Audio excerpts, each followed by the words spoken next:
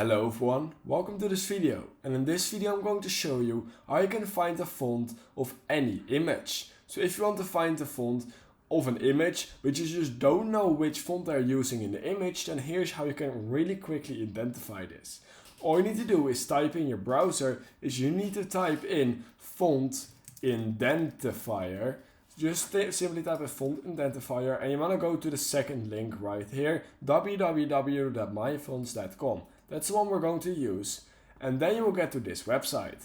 Here it will say what is the font, and it will basically search through a database of fonts it has, and most of the time it will give you a good result.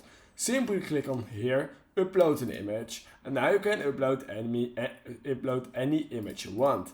Make sure you have an image with a good clear text, for example this one. I want to know what font they have been using in this picture. I just simply click on open, and now you can choose which type of text you want to identify the font from.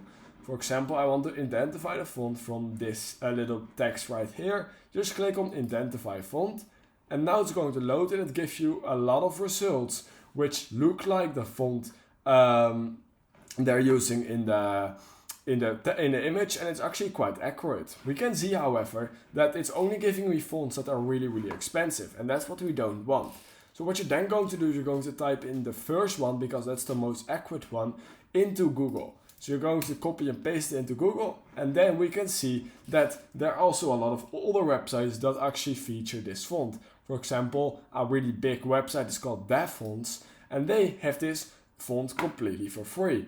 All you need to do is click on download right here, and your font will pop up, and now you can just simply install it by unzipping the font.